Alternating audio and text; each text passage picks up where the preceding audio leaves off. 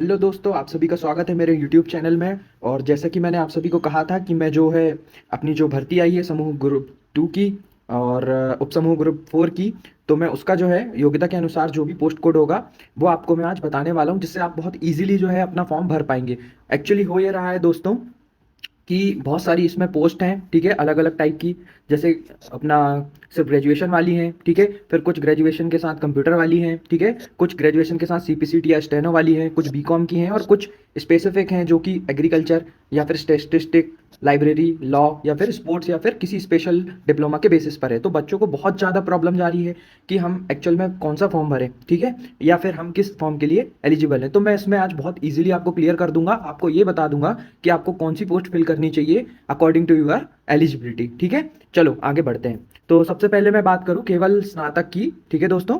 तो जो लोग केवल और केवल सिर्फ ग्रेजुएट हैं तो उन लोग इस पोस्टों पर एलिजिबल है, ठीक है। तो पोस्ट कोड भी मैंने आपको दे रखे हैं, आप सीधे अपनी जो 144 जो पेजेस की जो आपकी पीडीएफ है आप उसको डाउनलोड कर लीजिएगा ईएसबी की साइट से, रूल बुक से, ठीक है। और उसको डाउनलोड करने के बाद आप जो है, जैसे मान लीजिए सिर्फ और सिर्फ आर्ट साइंस और कॉमर्स के स्टूडेंट है, ठीक है, मान लीजिए आपने किसी भी सब्जेक्ट से ग्रेजुएशन किया है, तो आप इन पोस्टों के लिए एलिजिबल है। पोस्ट कोड मैंने लिख दिया है, जैसे कि 104 नंबर की पोस्ट कोड है, आप सीधे डायरेक्ट यहीं चले जाइएगा, ठीक है, जैसे पंच रूम सुपरवाइजर, ठीक है।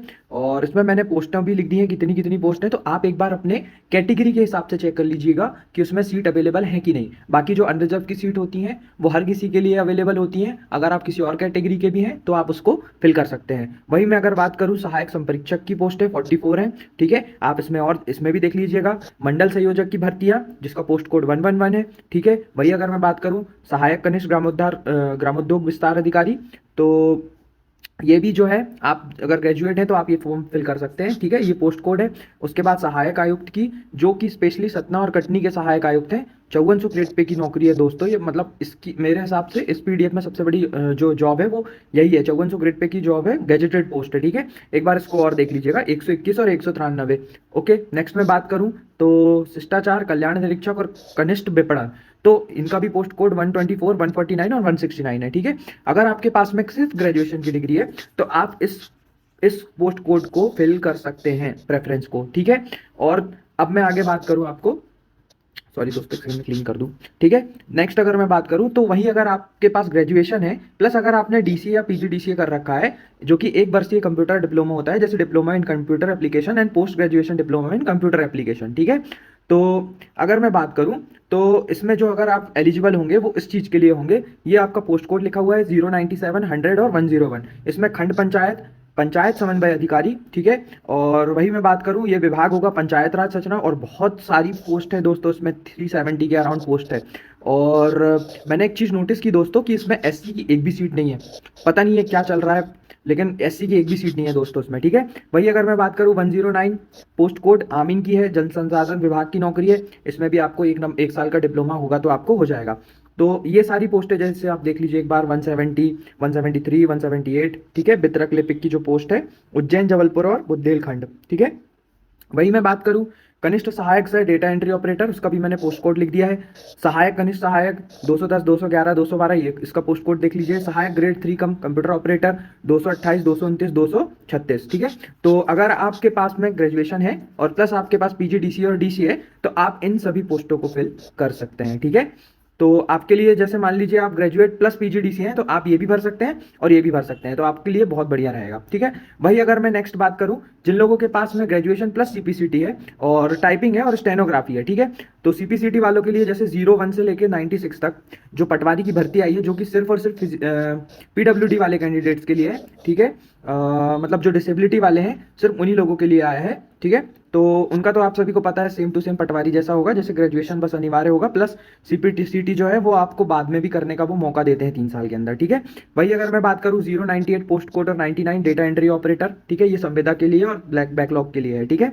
वही मैं बात करूं पोस्ट कोड 102, ठीक है, कंप्यूटर ऑपरेटर सह सहायक वर्ग 3।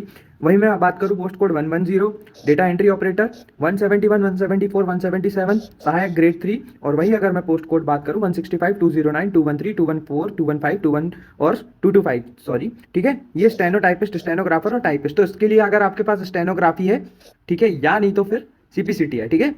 तो ये आप भर सकते हैं। एक बार एलिजिबिलिटी चेक कर लीजिएगा, पोस्ट कोड मैंने आपको दे दिया है, ठीक है। अब मैं कैटेगरी वाइज इसलिए नहीं लेके आ पाया दोस्तों, क्योंकि ये बहुत ज़्यादा हौश पौश हो जाता डेटा में। तो मैंने सिर्फ आपके लिए पोस्ट कोड लाया है कि अगर आप जैसे इतना सारा पीडीएफ नहीं पढ़ना चाहते और डायरेक्ट फॉर्म फिल ना करना चाहते हैं, तो आप इन पोस्ट कोड को एक बार चेक कर लेना डालने के पहले, ठीक है, जिसके लिए आप एलिजिबल हैं, ठीक है। नेक्स्ट अगर मैं बात करूं केवल और केवल बीकॉम वाले, ठीक है, जिनके पास में बीकॉम है और प्लस 1 साल का डिप्लोमा भी है कंप्यूटर का, ठीक है, वो लोग कौन सी पोस्ट भर सकते हैं। तो मैं बात करूं यहाँ पर 224 पोस्ट नंबर है, ठीक है, जिसका पद नाम उप अंकेक्षक, ठीक है, जो कि होता है ऑडिटर, अपन बोले तो सीधी भाषा में। उसके बाद ये सहकारिता एवं पंजीयक संस्थाएं, ठीक है, उनके लिए बहुत सारे पोस्ट है दोस्तों, 105। वही अगर बात करूँ 191, इसमें देखिए सहायक आंतरिक लेखा परीक्षण अधिकारी। वही अगर मैं 223 की बात करूँ कनिष्ठ अंकेक्षक। उसके बाद में बात करूँ 119 150, इस पोस्ट में देखेंगे तो कनिष्ठ लेखाधिकारी, ठीक है, इसमें BCom plus Tally plus PGDCA का अनुभव मांगा है, ठीक है। वही अगर मैं बात करूँ सहायक लेखाधिकारी, और ये देख लीजिए आप लेखापाल, कैशियर और जो सहायक लेखापाल है, इसके जो है कंबाइंड पोस्ट है 34, ठीक है। तो इसमें बीकॉम प्लस कंप्यूटर डिप्लोमा मांगा गया है, ठीक है। तो जिन बच्चों के पास में बीकॉम है प्लस कंप्यूटर डिप्लोमा है, वो देख लीजिए इन पोस्टों के लिए एलिजिबल है, ठीक है। ओके, नेक्स्ट अगर मैं बात करूं आपको, तो श्रेणी 5 और भाग 1 की बात करूं, तो जो विशिष्ट विषय हैं, जैसे मान लीजिए कोई जैसे एग्रीकल्चर से है, ठीक है, और कोई मान लीजिए कोई साइंस से है, ठीक है, कोई ये स्टेटिस्टिक्स है, ठीक है, और किसी ने अगर जर्नलिज्म कर रखा है, ठीक है, तो वो लोग भी इन देख लीजिए किन किन पोस्टों के लिए एलिजिबल है, ठीक है। तो यहाँ पर अगर मैं बात करूँ जिसके पास मैथ्स है, ठीक है, और जिसने स्टेटिस्टिक्स में स्पेशल डिप्लोमा कर रखा है या डिग्री होगी उनकी, तो उनके लिए जो पोस्ट कोड होगा वो होगा 105, ठीक है। तो जिनके पास में जिनके पास में ये सब डिग्रियां हैं, उन लोगों के लिए आप देख लीजिए, जैसे पोस्ट कोड 239 है सांख्यिकी अन्वेषक, ठीक है, वही पोस्ट कोड 153 180, जिसमें 4 पद है, फील्ड इन्वेस्टिगेटर और संगणक, ठीक है। तो जिन लोगों के पास ये मैथ्स से रिलेटेड और स्टेटिस्टिक्स से रिलेटेड और ये अन्वेषक, मैथ्स मतलब मैथ्स से रिलेटेड है, तो वो लोग ये डाल सकते हैं। वही अगर मैं बात करूँ जो कि एग्रीकल्चर, बायो एवं जनसंपर्क से रिलेटेड है, उन लोगों की पोस्ट कोड भी मेंशन है, ठीक है। जैसे मेरा बैकग्राउंड बायो दोस्तों, तो मैं 164 166 167 168 172 175 176 इन पोस्टों के लिए एलिजिबल हूँ, जिसका नाम है ग्रामीण विस्तार पर्यवेक्षक संगठक, ठीक है। इसमें देख लीजिए जैसे बीएससी जीव विज्ञान से मांगा है। वही अगर मैं पोस्ट कोड की बात करूँ सहायक जनसंपर्क अधिकारी, जिनके पास में जर्नलिज्म में डिप्लोमा होगा और जो ग्रेजुएट होंगे, ठीक है, उससे, तो उनकी भी पोस्ट कोड देख लीजिए 122 161 181 194 205, ठीक है। वही अगर मैं पोस्ट कोड बात करूँ 179, तो ये सहायक प्रबंधक की है, जिनके पास में स्नातक या फिर इंजीनियरिंग में डिप्लोमा हो, ठीक है। तो ये उन लोगों के लिए हो गई, ये मैंने अलग से इन लोगों को बांट दिया, ठीक है, ताकि दिक्कत ना जाए जो जो जिस जिस चीज के लिए एलिजिबल है। वही अगर मैं बात करूं नेक्स्ट, जिनके पास में लाइब्रेरी साइंस का डिप्लोमा या फिर डिग्री है, तो इसमें लिखा है देखिए बीलिव इन बीलिंग बीलिव अच्छा अथवा बीएससी विज्ञान स्नातक, ठीक है।